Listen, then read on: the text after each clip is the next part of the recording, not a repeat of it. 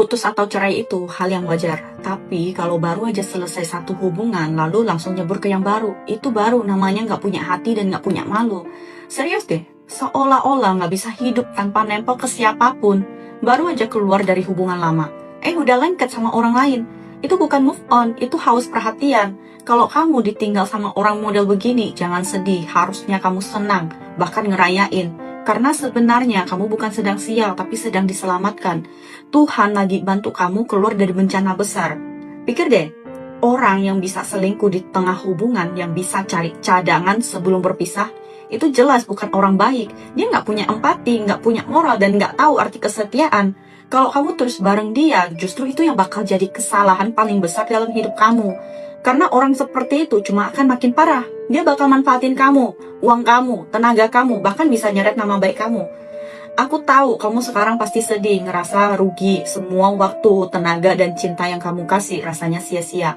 Tapi coba lihat dari sisi lain. Anggap aja itu biaya belajar. Kamu udah bayar mahal buat tahu siapa dia sebenarnya. Dan dulu kalian juga pernah tulus, pernah bahagia. Itu nggak palsu. Kamu pernah benar-benar mencintai. Berarti kamu nggak kalah.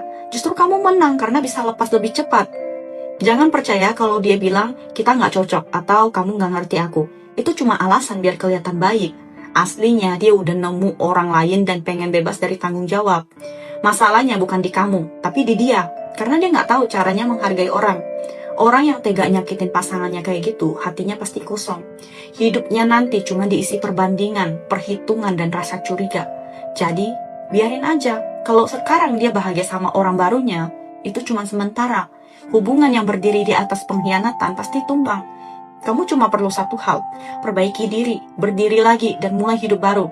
Nggak usah maafin dia kalau belum sanggup, tapi lepaskan demi dirimu sendiri. Karena kalau kamu terus genggam masa lalu, tanganmu nggak akan bisa terbuka buat kebahagiaan baru.